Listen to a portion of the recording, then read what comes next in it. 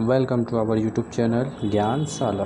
दोस्तों, आज हम लोग बात करेंगे बिजनेस मैनेजमेंट के 200 एमसीक्यू के। फर्स्ट वीडियो में हम 100 एमसीक्यू सॉल्व करेंगे। नेक्स्ट हमारी जो वीडियो आएगी उसमें 100 एमसीक्यू नेक्स्ट वाले आपके होंगे। तो चलिए, आपका बिना टाइम गवाए हम लोग स्टार्ट करते हैं। लेकिन बेसिकली ये जो मैं एमसीक्यू कराने वाला हूँ ये आपके सीयूटी, एमकॉम, बीकॉम के पर्पज़ से बहुत ही ज़्यादा आपके इंटरेस्टिंग होने वाले और बहुत ही ज़्यादा इंपॉर्टेंट होने वाले। और इसमें जो आपके 100-200 एमसीक्यू हैं उसमें मोस्ट प्रोबेबल चांसेस है कि आपके एमसीक्यू आएंगे। तो चलिए स्टार्ट करते हैं। यहाँ फर्स्ट मेरा एमसीक्यू है, बोल रहा है which of the following is not a function of management. बोल रहा है कि कौन सा फंक्शन ऑफ मैनेजमेंट नहीं होता। तो देखो बच्चों, प्लानिंग होता है, स्टाफिंग होता है और कंट्रोलिंग होता है। तो यहाँ पर जो ऑप्शन होगा वो ऑप्शन नंबर सी होगा। सॉरी, ये ज़्यादा बड़ा हो गया, सॉरी जस्ट अ मिनट, इसको मैं थोड़ा छोटा कर लेता हूँ। ठीक, चलिए, यानी ऑप्शन नंबर आपका यहाँ पे क्या होगा, ऑप्शन नंबर आपका सी होगा। ठीक है, चलिए नेक्स्ट मेरा बोला है management is art and science. आपको पता है थोड़ा टाइम हम लोग कम लेंगे, जो चीज़ें ईजी हैं वहाँ पे हम लोग टाइम कम लेंगे। ठीक है, नेक्स्ट मेरा क्या है, policy formulation is the function of. Policy कौन बनाता है? तो पॉलिसी हमेशा टॉप लेवल वाला बनाता है। ये सब आप लोगों ने पढ़े हैं चीज़ें, इसलिए इसमें हम लोग टाइम नहीं देंगे ज़्यादा। ठीक है, पॉलिसी हमेशा कौन बनाता है आपका? पॉलिसी हमेशा आपका बनाता है जो है कि टॉप लेवल वाला। नेक्स्ट आपका क्या है, बोला find the odd one out. Odd one out कौन सा ऑड होगा? Board of director, chief executive, foreman और शेयर होल्डर्स। देखो, board of director, chief executive, यानी ये जो तीनों हैं आपके, ये तीनों आपके आते हैं, ये तीनों आपके आते हैं, ये तीनों आपके आते हैं टॉप लेवल वाले में, ये तीनों। ठीक है, बचा वाला जो आपका है फोरमैन वाला, वो ही आपका आता है किसमें? लोअर लेवल में। और पूछा गया यहाँ पर ऑड और इवन, तो ऑड आपका क्या हो जाएगा? फोरमैन। नेक्स्ट आपका क्या है, how are principle of management form. Management के प्रिंसिपल कैसे बनाए जाते हैं? तो मैनेजमेंट के प्रिंसिपल लेबोरेटरी में बनाए जाते हैं? नहीं। By experience of management? हाँ। By experience of customer? नहीं, कस्टमर के बिहाफ पे नहीं बनाए जाते। By propagation of social scientist? नहीं। तो इसका ऑप्शन जो होगा आपका ऑप्शन नंबर बी होगा।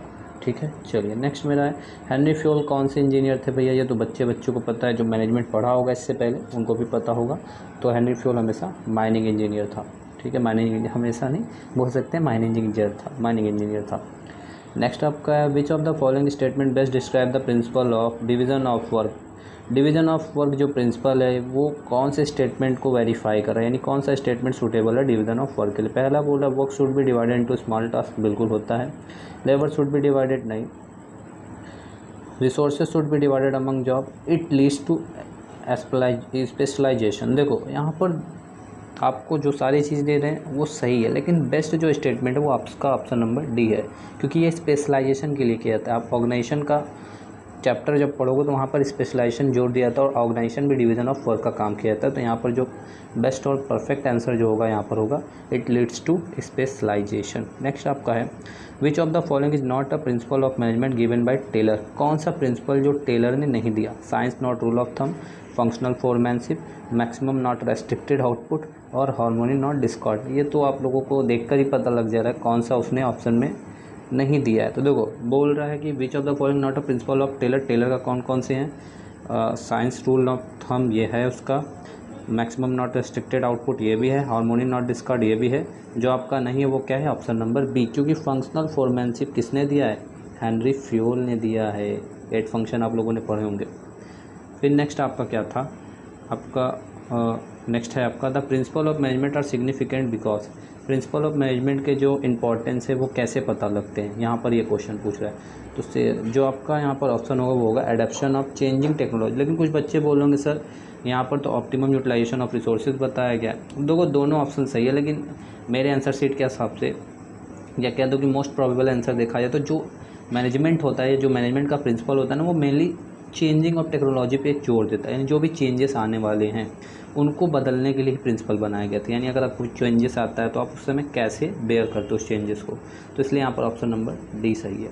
ठीक है, नेक्स्ट क्या है, management should find one best way to perform a task which technique of scientific management is defined in this sentence.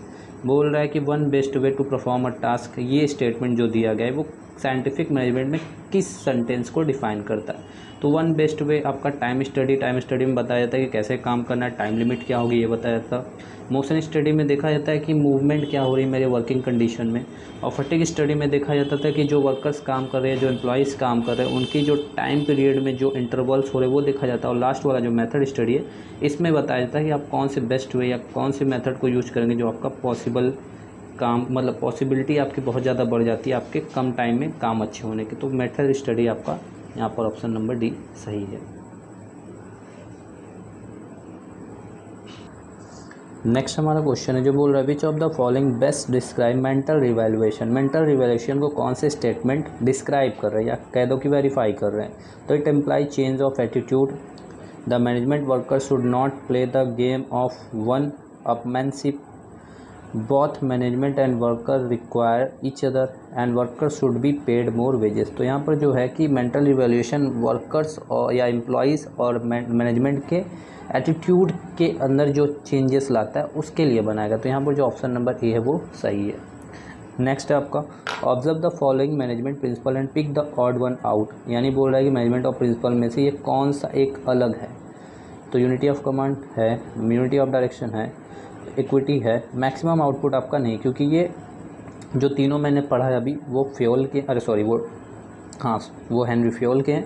और जो मैक्सिमम आउटपुट है वो किसका है, टेलर का। तो यहाँ पर ऑड आपका टेलर वाला है, ठीक, थर्ड वाला sorry.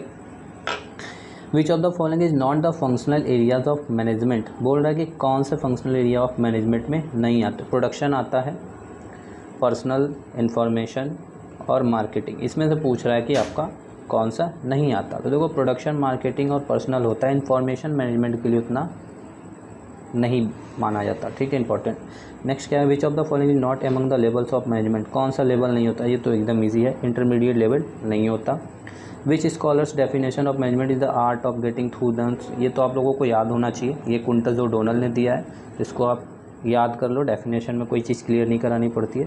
Next day is the decision making body of an organization, बोल रहे हैं कि अगर कोई डिसीजन मेकिंग बॉडी एक ऑर्गेनाइजेशन में तो उसको हम क्या बोलते हैं।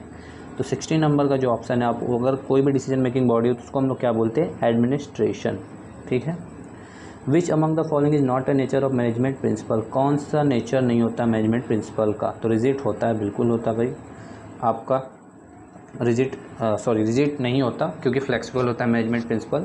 यूनिवर्सल होता है, रिलेटिव होता है, ह्यूमन नेचर के ही अकॉर्डिंग प्रिंसिपल बनाए जाते हैं। तो यहाँ पर जो ऑप्शन है 17 का ए, रिजिड होता है, रिजिड नहीं होता। Who is the known as the father of modern theory of management, modern theory of management के पिता कौन हैं, यानी आधुनिक प्रबंध के पिता कौन हैं। तो आधुनिक प्रबंध के पिता आप लोग जानते होंगे हेनरी फ्यूल को कहा जाता है। और अगर ट्रेडिशन पूछा जाए तो कौन है वो, एडम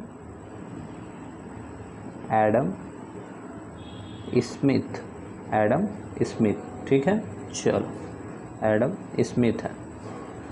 चलो अब हम लोग नेक्स्ट क्वेश्चन पे आते हैं अपने, आप लिख लेना एडम स्मिथ है, ठीक।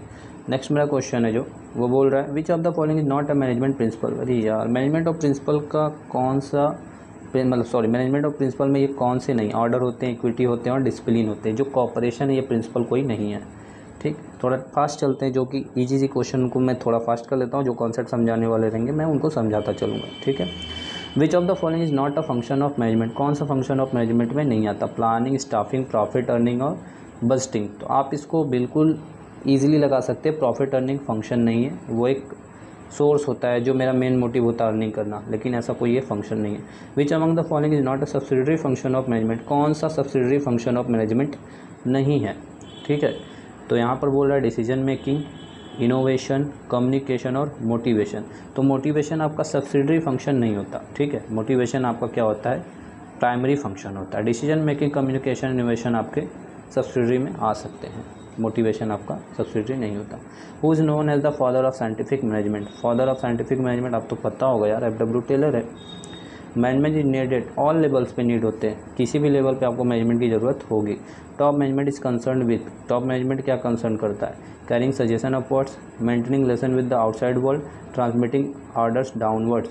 तो इसका ऑप्शन जो होगा वो क्या करता है, टॉप मैनेजमेंट हमेशा कंसर्न किससे करता है, आपके सॉरी कंसर्न विथ लिखा है ना, हाँ, top management is concern with, तो maintaining relation with the outside world और ट्रांसमिटिंग ऑर्डर डाउनवर्ड्स। तो यहाँ पर जो ऑप्शन होगा आपका होगा ऑप्शन नंबर बी, वो आउटसाइडर को सुनने के लिए ज़्यादातर कंसर्न करता है वो, ठीक है। Management is called a process because it is applicable to manufacturing process, अच्छा, it is relevant for social organisation, it involve a series of action. Management क्या है भाई, सीरीज ऑफ एक्शन है, बिल्कुल सीरीज ऑफ एक्शन है, पहले planning, फिर organising, फिर स्टाफिंग, फिर डायरेक्टिंग एंड कंट्रोलिंग, यानी एक सीरीज़ में चल रहा है, प्रोसेस में चल रहा है। तो ये ऑप्शन नंबर सी सही है।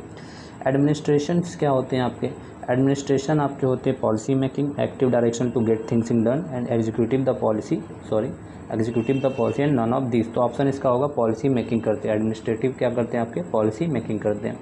मैनेजमेंट क्या है, तो ईजी आपका इंटेंजिबल होता है, ठीक है, इंटेंजिबल होता है। मिडिल मैनेजमेंट क्या करता है, consist of department managers, motivates lower management both A and B. और नेक्स्ट आपका क्या है, नेक्स्ट आपका है नन ऑफ दिस, तो दोनों करता है। डिपार्टमेंटल मैनेजर्स के साथ बातचीत करते रहता है, बात बनाए रखता है, लोगों से जुड़ा रहता है और मोटिवेट करता है अपने लोअर मैनेजमेंट वाले लोगों को। टॉप मैनेजमेंट क्या कंसिस्ट करता है, किन चीज़ों पर काम करता है, तो टॉप मैनेजमेंट आपका जो होता है फाइनेंशियल मैनेजर्स नहीं, ये तो आपके मिडिल वाले सेल्स मैनेजर, ये भी मिडिल, पर्सनल मैनेजर ये भी मिडिल, लास्ट वाला जो होते हैं board of director, chief executive, ये आते हैं आपके टॉप मैनेजमेंट में। कोऑर्डिनेशन मीन्स, कोऑर्डिनेशन का मतलब क्या होता है, ऑर्गेनाइजिंग एक्टिविटी है, डायरेक्टिंग एक्टिविटीज़ है, साइकोलॉजिंग एक्टिविटीज़ है, या बोथ ए एंड बी, कौन सी एक्टिविटी है, तो जो है आपकी साइकोलॉजिक एक्टिविटीज़ होती है, ठीक है। Administration is activities at lower level, middle level, अरे यार ये तो ईजी है, आप लोगों को तो आना चाहिए, हायर लेवल, बिल्कुल हायर लेवल होता है एडमिनिस्ट्रेशन वाला काम। द एसेंस ऑफ मैनेजमेंट किसको कहा गया, एसेंस ऑफ मैनेजमेंट, प्लानिंग को, ऑर्गेनाइजिंग को, डायरेक्टिंग को या कोऑर्डिनेशन को, तो कोऑर्डिनेशन को माना जाता है एसेंस ऑफ मैनेजमेंट, क्योंकि ओवरऑल मैनेजमेंट पूरे कोऑर्डिनेशन पे ही टिका। अगर आप लोगों के बीच में कोऑर्डिनेशन नहीं है तो आप मैनेजमेंट सक्सेसफुली नहीं कर सकते। विच of the following is not true, management is a social science, सही है। मैनेजमेंट यूनिवर्सल, सही है। मैनेजमेंट इज आर्ट, सही है। मैनेजमेंट इज ऑलवेज ब्यूरोक्रेटिक, ये क्या होता है, ब्यूरोक्रेटिक क्यों होगा, ब्यूरोक्रेटिक नहीं होता। Is defined as the function of getting things done through other people, ठीक है, बोल रहा है कि define the function of getting things done through other people, तो इसका जो होगा मैनेजमेंट ही क्या चाहता है, जो कई सारे काम को लोगों से मिलाकर कराता है, ठीक है। मैनेजमेंट का यही काम होता है कि कई सारे लोगों को मिलाकर एक ऑब्जेक्ट के लिए काम कराना। मैनेजमेंट कौन सा फंक्शन होता है, कंट्रोलिंग, डायरेक्टिंग, प्लानिंग और डायनामिक, तो इसका आंसर होगा मैनेजमेंट हमेशा डायनामिक फंक्शन होता है। एडमिनिस्ट्रेशन इज फिर से आ गया आपका, एडमिनिस्ट्रेशन कौन सा फंक्शन है, मैनेजमेंट का फंक्शन है, प्लानिंग का, डायरेक्टिंग का या ऑल ऑफ द एबव, तो मैनेजमेंट कौन सा फंक्शन है, एडमिनिस्ट्रेशन आपका मैनेजमेंट का फंक्शन है। The term hierarchy implies, hierarchy का मतलब क्या होता है, या हायरार्की कहाँ पर इम्प्लाई होती है, क्वेश्चन ये पूछ रहा है। तो हायरार्की आपकी हमेशा एक रैंकिंग ऑर्डर होती है कि ये पहला, ये दूसरा, ये क्या है, हायरार्की ऑर्डर है, ठीक है। या आपके ये टॉप हैं, आप उनकी जूनियर, ये सारे क्या होते हैं आपके हायरार्की ऑर्डर में आते हैं। The main aim of Taylor was to, Taylor का मेन एम क्या था, improve labour relation, improve productivity, to attempt a general theory of management and none of this. तो जो टेलर का मेन कॉन्सेप्ट था वो प्रोडक्टिविटी को बढ़ाना था, ठीक है, कैसे भी इंक्रीज़ किया जाए प्रोडक्टिविटी को। Method study primary survey of production process, study of the movement of work नहीं, study of operational efficiency, all of the above. तो इसका जो आंसर वो प्राइमरी सर्वे था प्रोडक्शन प्रोसेस का, कि किस मेथड को यूज करके हम अपने प्रोडक्शन को बढ़ा सकते हैं। Henri Fayol is well known, Henri Fayol जाने जाते हैं as a father of scientific management, बिल्कुल wrong. For formulating general principle of management, सही है। For promoting trade unionism, D none of this. तो इसका जो ऑप्शन है आपका 14 नंबर का, आपके हेनरी फ्यूल किस लिए जाने जाते थे, हेनरी फ्यूल आपके जाने जाते थे जनरल प्रिंसिपल मैनेजमेंट के लिए, जो उन्होंने मैनेजमेंट का प्रिंसिपल बनाया था, ठीक है। नेक्स्ट आपका है unity of command imply, unity of command imply होता है subordinate should receive orders from all the superior नहीं, individual must sacrifice in the largest नहीं, be accountable to one and only one superior. तो इसका answer होगा आपका C number. Unity of command एक लोगों के द्वारा दिए गए कमांड के लिए एक सुपीरियर, एक सबऑर्डिनेट के बीच का रिलेशन होता है। Purpose of time study is, time study का पर्पज़ क्या है, ठीक है। टाइम स्टडी का जो पर्पज़ होता है वो remove to wastage of time, to give timely assistant, to determine fair days work and watching time. तो इसका जो आंसर होगा वो आपका क्या होगा कि कितने दिन में काम हो जाए, यानी फेयर डेज ऑफ वर्क, कितना टाइम मुझे लगेगा काम करने में। The scientific technique of task setting is known as, एक साइंटिफिक टेक्निक है जो टास्क को करने में हमारी मदद करता है, तो उस साइंटिफिक टेक्निक को हम लोग क्या कहते हैं? तो इसका आंसर जो होगा आपका होगा टाइम स्टडी। टाइम स्टडी के अकॉर्डिंग ये पता लग पाता है कितना मुझे समय लगेगा किसी कार्य को करने में। Scientific analysis of work under scientific management required. एक साइंटिफिक एनालिसिस के अंदर अगर हम काम कर रहे हैं तो वो साइंटिफिक मैनेजमेंट किस चीज़ों की रिक्वायरमेंट करता है? ठीक है, टाइम स्टडी की, मोशन स्टडी की, वर्क स्टडी की, या बोथ ए एंड बी। तो 44 का आंसर हो जाएगा दोनों की रिक्वायरमेंट, यानी टाइम और वर्क मोशन स्टडी दोनों रिक्वायरमेंट करता है। अथॉरिटी रिफर्स टू, अथॉरिटी क्या रिफर्स करता है? Getting work done, right to get work done, being in managerial position और स्केलर चेयर। ये ऑप्शन बहुत ही ईजी था लेकिन थोड़ा सा कॉम्प्लिकेटेड हो जाता अगर आप लोग पढ़े नहीं हैं तो, क्योंकि अगर पढ़ें तो तुरंत आ जाएगा। ये क्या करता है? अथॉरिटी आपको काम करने का राइट्स देता है कि आप इजीली काम कर ले जाएं, right to get work done. ठीक है। Which among the following involve in planning process. कौन सी चीज़ें प्लानिंग के प्रोसेस में आती? पहला तो ऑब्जेक्ट को सेट करना ही है, और नेक्स्ट क्या आपका determine the way to achieve objective, और नेक्स्ट आपका both hand A and B. तो बिल्कुल ऑप्शन आपका सी नंबर सही है।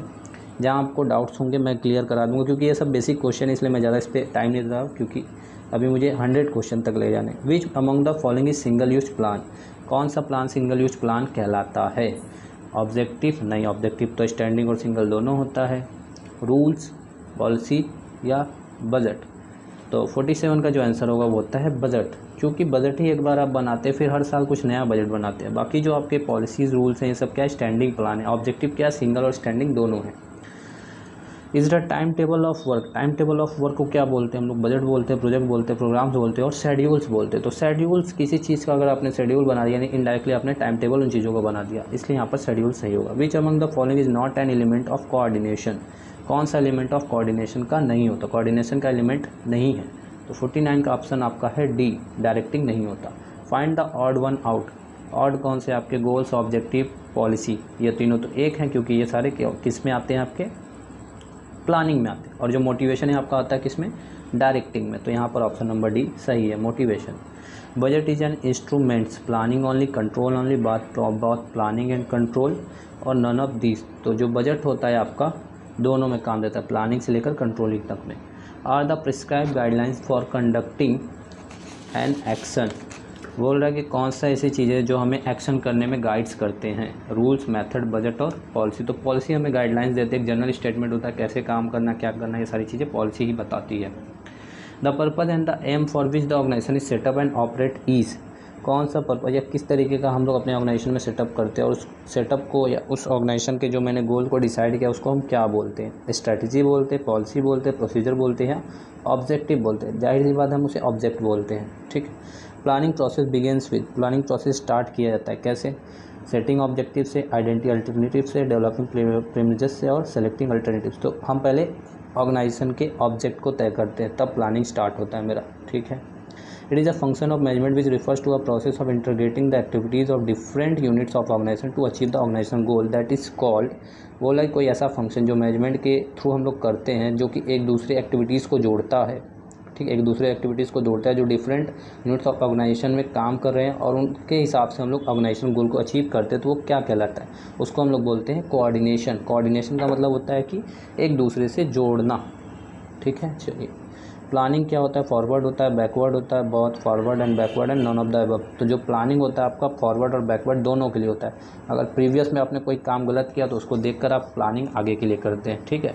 ऐसे कुछ बच्चे तो बोलेंगे सर फॉरवर्ड होता है क्योंकि फ्यूचर के लिए होते हैं। बिल्कुल फॉरवर्ड होता है, लेकिन बैकवर्ड भी होता है क्योंकि हम पिछले पास्ट में जो भी गलतियाँ की रहते हैं उससे सीख लेकर नए प्लान को बनाते हैं, इसलिए फॉरवर्ड और बैकवर्ड दोनों होता है। Management by objective is. Management यानी MBO पूछ रहा है, इसका मेन मैटर क्या है? MBO का मतलब यहाँ पर है कि जो MBO होता है वो हमेशा गोल ओरिएंटेड होता है। ठीक है। जब भी हम लोग मैनेजमेंट करते हैं या मैनेजमेंट बाय ऑब्जेक्टिव होता है वो हमेशा गोल ओरिएंटेड होता है। मैनेजमेंट बाय ऑब्जेक्टिव इसका फुल फॉर्म, यहाँ तो डायरेक्ट सॉरी मैंने आंसर ही बता दिया। यहाँ पर पूछा what is the full form of MBO, तो MBO का फुल फॉर्म है management by objective, option number C. Which of the following is not said to be a feature of coordination. Coordination का फीचर नहीं है। Managerial responsibility, provide different function, relevant of group efforts, और आपका last वाला है none of the sorry not a separate function, not a separate function. तो इसका जो आंसर होगा, जो हमारा कोऑर्डिनेशन का फीचर वो प्रोवाइड डिफरेंट फंक्शन, वो कई सारे फंक्शन के बीच में काम करता है। ठीक। प्लानिंग क्या है, परवेसिव होता है, फ्यूचरिस्टिक होता है, यानी ऑल ऑफ द अबव। इसका आंसर डी होगा। प्लानिंग इन्वॉल्व, प्लानिंग के अंदर क्या क्या चीज़ें इन्वॉल्व होती हैं, तो प्लानिंग के अंदर आपके फ्यूचर कोर्स ऑफ एक्शन होते हैं, बिल्कुल, रिव्यू ऑफ पास्ट परफॉर्मेंस होते हैं, all of analysis of policies and all of these. देखो फ्यूचर कोर्स ऑफ एक्शन यहाँ पर ज़्यादा सूटेबल है, क्योंकि एनालिसिस ऑफ पॉलिसीज़ नहीं होता तो ऑल ऑफ द सही हो सकता था, क्योंकि रिव्यू होता है, लेकिन यहाँ पर आंसर 61 का यही सही है। प्लानिंग प्रोवाइड्स, प्लानिंग हमें क्या प्रोवाइड कराता है, इन्फॉर्मेशन टू आउटसाइडर नहीं, बेसिस फॉर रिक्रूटमेंट सिलेक्शन नहीं, purpose and direction of all persons, और D number none of these. तो जो हमारा होता है प्लानिंग, वो हमें पर्पज़ बताता है कि हमें किस डायरेक्शन में सारे लोगों के साथ मिलकर काम करना है। Operation planning is undertaken at, operational planning किसके अंडर में बनाया जाता है या कौन बनाता है, सिंपल वर्ड में ये बोल रहा है, तो ऑपरेशन प्लानिंग हमेशा लोअर लेवल वाला बनाता है। Are guide to action, are guide to action, किस चीज़ों से एक्शन या कौन सा चीज़ें हमें एक्शन करने के लिए गाइड्स करते हैं, स्ट्रेटजी करती है, प्लानिंग करती है, पॉलिसी करती है और प्रोसीजर करती है। तो मैंने भी इसके पहले एक क्वेश्चन बताया था जो कि पॉलिसी से ही रिलेटेड था। पॉलिसी हमें गाइड करती है, जनरल स्टेटमेंट होता है कैसे काम करना कैसे नहीं, तो यहाँ पर भी आंसर होगा policy. As a special type of plan prepared for meeting the challenges of competitor and other environmental forces, कौन सा ऐसा एक स्पेशल टाइप का प्लान होता है जो कि मुझे फ्यूचर्स में होने वाले या अदर फैक्टर्स से जो मुझे चैलेंजेस हो रहे हैं उनको बेयर करने में मेरी हेल्प करता है। तो हमेशा स्ट्रैटेजी बनाई जाती है इन सारी चीज़ों के लिए। जब आपके आउटसाइडर चीज़ें आपको इफेक्ट करे एक पर्टिकुलर टाइम में, तो आप उनके लिए स्ट्रैटेजी बनाते हो। Are goals establish to guide the efforts of the company and each of its components, यानी जब गोल इस्टेब्लिश कर लिया और उसको गाइड्स कर रहा है और efforts of the company and each it's components, तो उसको क्या बोलते हैं, सी अगेन एंड अगेन। हमारा वही पूछ रहा है कि एक गोल, अरे एक संस्था ने जो भी चीज़ें बनाई हैं उसके लिए सारे संस्था लोग मिलकर काम करते, तो वो क्या है, तो हमारा ऑब्जेक्ट होता है जिसके लिए सारे लोग मिलकर काम कर रहे हैं। It is also known as management by result, कौन सी चीज़ें होती है जो मैनेजमेंट बाय रिजल्ट होती है, ये MBO यार, इसको तो तुम्हें आना चाहिए, MBO है, ठीक है। Coordination refers to the description of the behavioural and relationship of the organization, ठीक है। 68 का आंसर हो जाएगा तुम्हारा सी, प्रोसीजरल होता है। Coordination refers to the description of the behaviour and relationship of the organization, procedure से बताया जाता है कि इनके बाद आपका ये सारी चीज़ें, ठीक। जिस भी चीज़ में आपको डाउट्स आ रहे हैं तो प्लीज़ आप कमेंट सेक्शन में बता सकते हो कि सर मुझे ये क्वेश्चन नहीं समझ में आया, तो हम उनके डाउट्स को क्लियर करेंगे। और अगर आपको कोई प्रॉब्लम आएंगे तो हमारे लिंक में डिस्क्रिप्शन बॉक्स में हमारा व्हाट्सएप नंबर दिया हुआ है, आप हमारे व्हाट्सएप से डायरेक्ट कनेक्ट हो सकते हैं। और भी कोई अगर आपको इन्फॉर्मेशन चाहिए तो हमारे व्हाट्सएप पे पूछ सकते हैं। अगर हमारा वीडियो अभी पसंद आ रहा हो तो आप हमारे चैनल को सब्सक्राइब करिए, वीडियो को लाइक करिए और हो सके तो शेयर करिए, ठीक है। चलिए हम अब चलते अपने नेक्स्ट क्वेश्चन पे। 69 वाला बोल रहा है, is a systematic way handling regular events, यानी कौन सा एक तरीका होता है जो कि हम अपने रेगुलर बेस पे जो भी इवेंट्स होते हैं उनको सॉल्यूशन निकालने में या कह दो कि उनको बेयर करने में। तो प्रोसीजर होता है जो कि एक सिस्टमेटिक वे होता है सारे प्रॉब्लम्स को बेयर करने के लिए। Which among the following is not the principle of organization, कौन सा प्रिंसिपल ऑफ ऑर्गेनाइजेशन है, unity of objective, specialization, span of control and initiative. Principle of organization नहीं है, तो इसके लिए आपको प्रिंसिपल ऑफ ऑर्गेनाइजेशन पढ़ना होगा, ठीक है। तो यहाँ पर इनिशिएटिव नहीं होता, बाकी तीनों हैं। Which among the following is not type of forms of organization, कौन से type of forms of organization नहीं होता, फॉर्मल होता है, नहीं होता, प्रोजेक्ट होता है सर, कमेटी होता है सर, लाइन होता है, यानी यहाँ पर ऑप्शन नंबर ए रॉन्ग है, ठीक है, मतलब नॉट मतलब रॉन्ग ही, ठीक है। In a line organisation which among the following will not work directly under the general manager, line organisation के अंतर्गत डायरेक्टली हम लोग काम नहीं कर सकते, ठीक है। तो इसका आंसर जो होगा 72 का आपका होगा आंसर नंबर बी, फोरमैन, क्योंकि डायरेक्ट वो किसी को बोल नहीं सकता, इसके लिए एक प्रोसीजर है, ठीक है।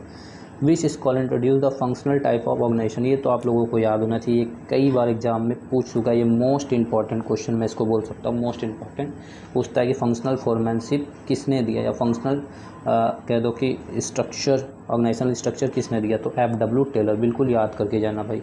इसमें एक चीज़ और होता है, आपकी unity of command UOC violate होती है, वायलेट यानी नहीं मानी जाती इसमें ही, ठीक है। चलो, विच of the following statement is true, कौन सा स्टेटमेंट ट्रू है, बिल्कुल पढ़कर देख लेते हैं कौन सा स्टेटमेंट आपका ट्रू नहीं है, सॉरी ट्रू है।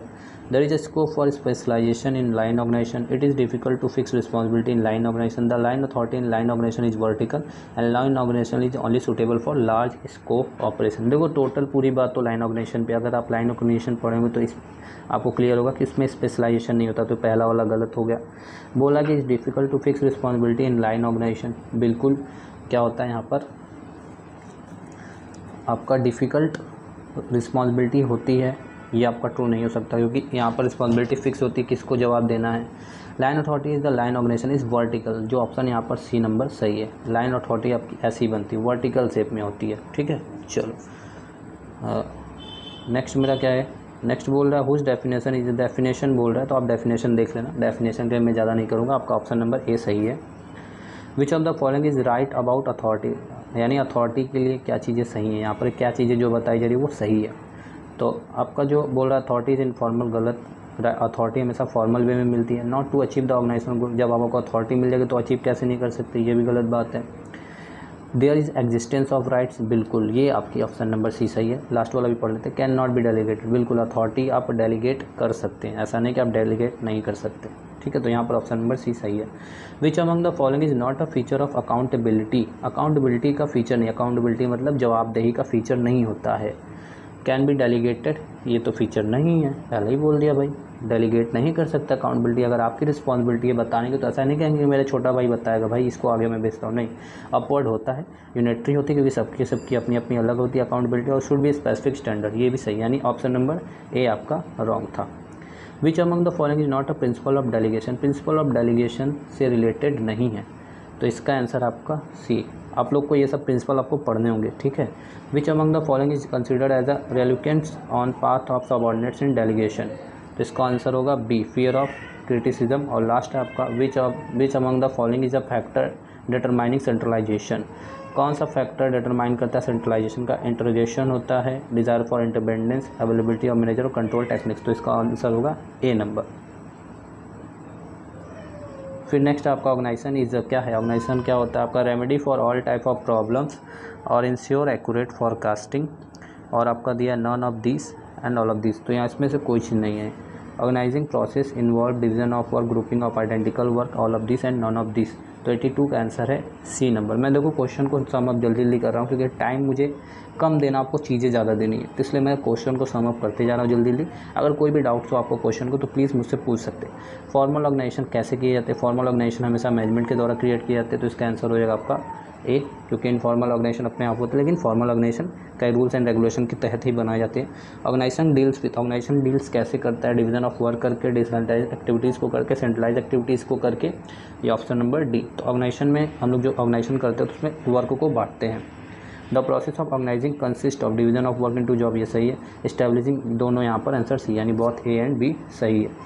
Authority refers to getting work done, right to get work done, ये आपका ऑप्शन नंबर बी सही है, 86 का बी सही है, ठीक है। Principle of specialization require, principle of specialization require कहाँ पर होता है, division of labour, centralization of work, decentralization of work and none of this, कहाँ पर रिक्वायरमेंट मांगी जाती है, तो जब डिवीजन ऑफ लेबर किया जाता है, यानी काम को जब बांटा जाता है या काम के हिसाब से लोगों को बांटा जाता है, तो वहाँ पर स्पेशलाइजेशन देख के बांटी जाती है। डेलीगेशन क्या होता है, getting things done by others, fixing of responsibility, assigning the task and unity of command, तो इसका आंसर होगा सी, असाइनिंग द टास्क, टास्क के हिसाब से डेलीगेशन यानी अथॉरिटी इनको दी जाती है या कह दो कि टास्क डिसाइड होने के बाद ही आपको अथॉरिटी मिलती है। अकाउंटेबिलिटी मीन्स, अकाउंटेबिलिटी का मतलब क्या होता है, रिस्पॉन्सिबिलिटी नहीं, डेलीगेशन नहीं, अथॉरिटी नहीं, तो इसका आंसर हो जाएगा आपका आंसरबिलिटी, जवाबदेही होती है। अगर आप अकाउंटेबिलिटी किसी के लिए तो आपको जवाब देना। Which of the following is not an element of delegation, accountability, responsibility, authority तो होते हैं, जो नहीं है वो क्या है, इनफॉर्मल ऑर्गेनाइजेशन।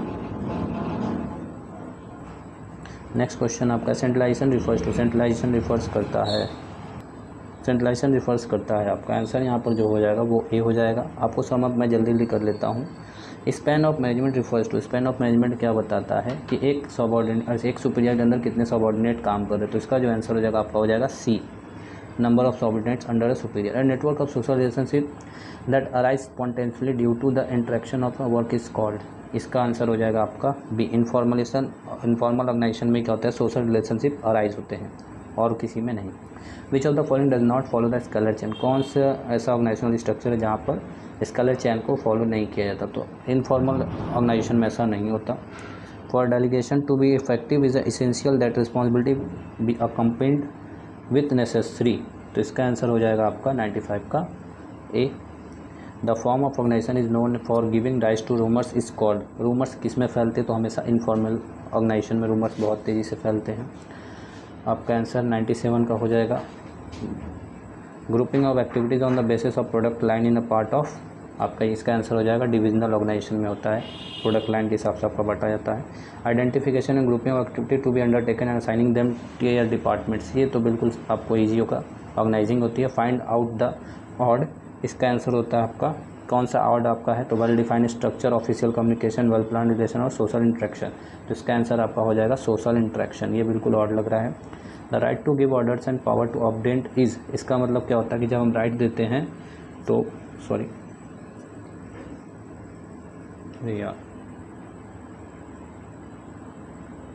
लास्ट आपका बोला right to give order and power to obedient is, अगर किसी को मैंने पावर दे दिया है ऑर्डर्स और पावर काम कराने का, तो उसको हम क्या बोलते हैं, तो उसको हम लोग बोलते हैं अथॉरिटी। हमारे 100 क्वेश्चन कंप्लीट हो चुके हैं, ठीक है। अब आप लोगों को किसी भी क्वेश्चन में अगर डाउट आ रहे तो आप हमसे पूछ सकते हैं। अगर हमारे वीडियो आपको पसंद आ रहा है तो आप हमारे चैनल को लाइक करिए और वीडियो को शेयर करिए और ज़्यादा से ज़्यादा आप सपोर्ट दीजिए, ताकि हम आगे आप लोगों को अच्छे अच्छे कंटेंट देते रहें और इसका नेक्स्ट पार्ट आपको बहुत जल्द मिल जाएगा। Thank you very much.